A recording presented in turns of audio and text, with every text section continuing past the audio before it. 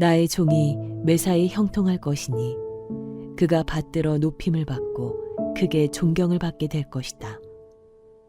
전에는 그의 얼굴이 남들보다 더 안 되어 보였고 그 모습이 다른 사람들보다 더욱 상해서 그를 보는 사람마다 놀랐다.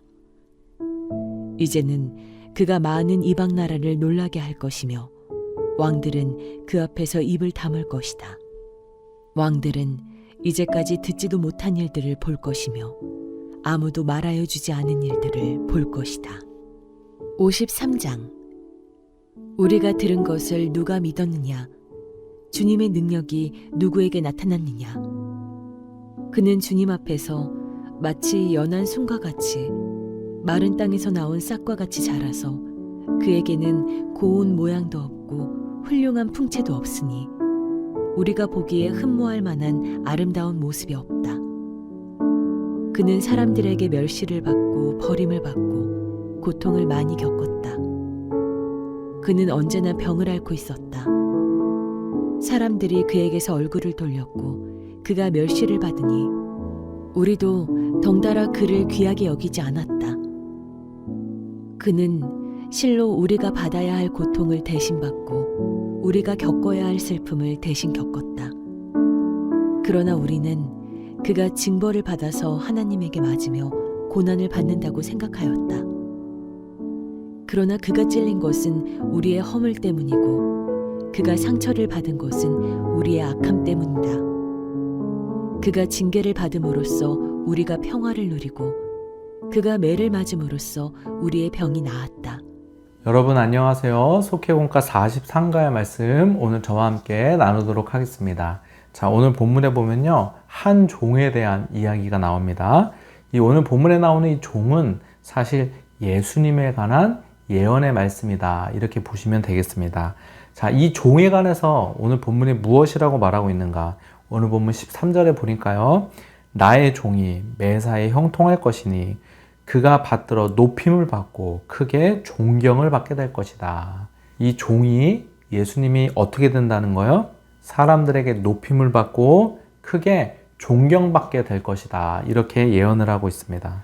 자, 그런데 오늘 본문에 보면 그렇게 높임을 받고 존경받기까지 그 과정이 우리가 생각하는 것과 너무나 다르다는 것을 오늘 본문을 통해서 우리가 알 수 있습니다. 이 종의 모습이 어떤지 오늘 말씀을 통해서 좀 살펴보겠습니다. 2절 말씀. 그는 주님 앞에서 마치 연한 순과 같이 마른 땅에서 나온 싹과 같이 자라서. 자, 예수님의 모습이 어떻다고 말하고 있어요? 연한 순과 같다는 거예요. 연약한 거예요. 또 마른 땅에서 나온 싹과 같다는 거예요. 여러분, 싹이 나는데 이 싹이 마른 땅에서 나온다면 그 싹이 얼마나 사실 위태한 상황입니까? 금방 말라 죽을 수 있는 아주 생명의 위태한 상황이잖아요. 예수님의 모습이 이렇게 연약하고 비실비실한 모습이다 라고 지금 말씀하고 있는 것이에요. 2절 말씀 계속 보니까요, 그에게는 고운 모양도 없고 훌륭한 풍채도 없으니 우리가 보기에 흠모할 만한 아름다운 모습이 없다. 또 4절에도 이렇게 말하고 있습니다. 그가 멸시를 받으니 우리도 덩달아 그를 기이하게 여기지 않았다. 이 예수님의 모습이 얼마나 초라했는지 사람들이 그를 귀하게 여기지 않았다는 것입니다. 자, 여러분 보세요. 하나님이 예수님을 높여주시고 사람들에게 존경받게 하실 것인데 그렇게 되기까지 이 예수님의 모습은 어떠해요? 초라하고 연약하고 또 사람들이 보기에 아주 볼품없는 모습으로 우리 눈에 보인다는 것을 오늘 본문이 우리에게 말하고 있습니다. 그래서 이 예수님의 모습을 본 사람들이 어떻게 반응하는가? 이사야 52장 14절에 보니까요, 그의 얼굴이 남들보다 더 안 되어 보였고 그 모습이 다른 사람들보다 더욱 상해서 그를 보는 사람마다 모두 놀랐다. 예수님의 모습이 얼마나 초라하고 얼마나 상해 있는지 사람들이 예수님의 모습을 보고 놀랄 거라는 거예요. 놀란다는 거예요. 사실 여기서 말하는 이 모습은 예수님이 십자가에 달리실 때의 모습을 말하는 거예요. 그 모습을 봤을 때 야, 이분이 메시아다라고 생각할 수 없는 모습이라는 거예요. 너무 초라해서 사람들이 놀랄 정도라고 지금 말하고 있는 것입니다. 여러분, 사실 하나님이 보낸 메시아라고 하면은 우리가 어떤 생각을 하죠? 왕과 같은 모습을 기대합니다. 신의 아들과 같은 위험 있는 모습을 상상합니다. 실제로 예수님 당시에도요, 사람들이 생각한 메시아는 로마의 압제로부터 자신을 해방시켜줄 정치적 메시아로 사람들이 이해를 했습니다. 그래서 그들은 메시아가 이 땅에 오시면 진짜 자신들의 왕이 되어서 자신들을 해방시켜 줄 것이라고 기대를 했습니다. 그런데 실제로 예수님은 어떻게 하셨죠? 죄인의 모습으로 나무에 달려 십자가에 달려 죽으셨던 것입니다. 율법에 의하면 나무에 달려 죽은 자는 저주를 받은 자거든요. 그러니까 유대인들이 생각할 때 예수님의 모습은 절대 하나님의 아들, 메시아일 수가 없는 것입니다. 자, 여러분 잘 보세요. 바로 이것이 하나님이 일하시는 방식입니다.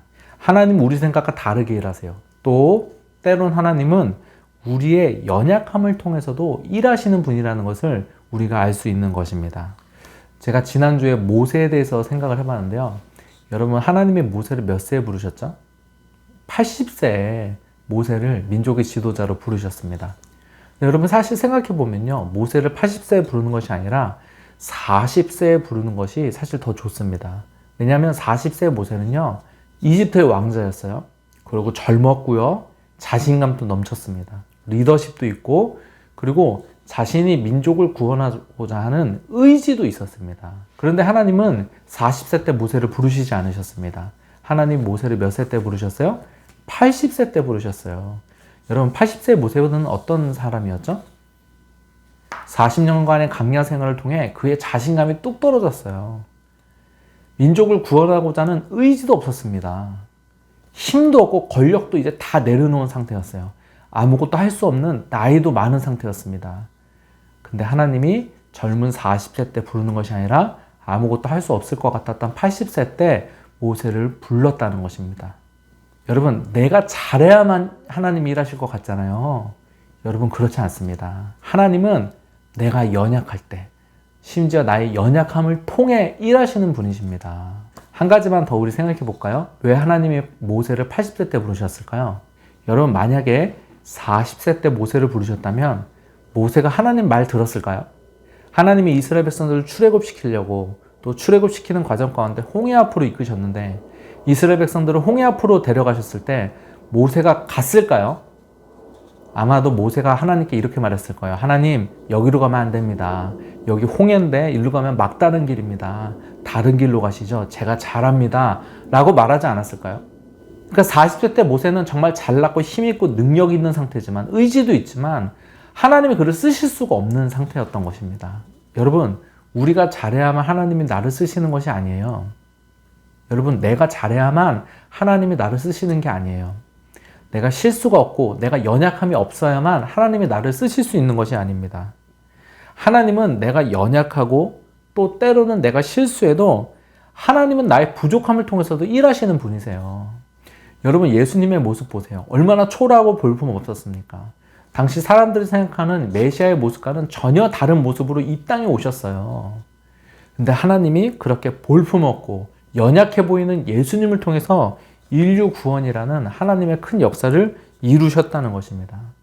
여러분, 하나님이 여러분의 연약함을 통해서도 일하실 수 있다는 것을 여러분 믿으시기 바랍니다. 여러분, 때로는 우리의 실수를 통해서도 하나님이 일하실 수 있다는 것을 여러분 믿으시기 바랍니다. 그 믿음 가지고 주님께 나아가시는 여러분 되시기를 주님의 이름으로 부탁드립니다. 오늘 나눔 질문 드릴게요. 첫 번째 나눔 질문은 나의 연약함이라고 생각하는 것이 있습니까? 여러분의 연약함이라고 생각하는 것이 있다면 한번 생각해 보시고 나눠주시기 바랍니다.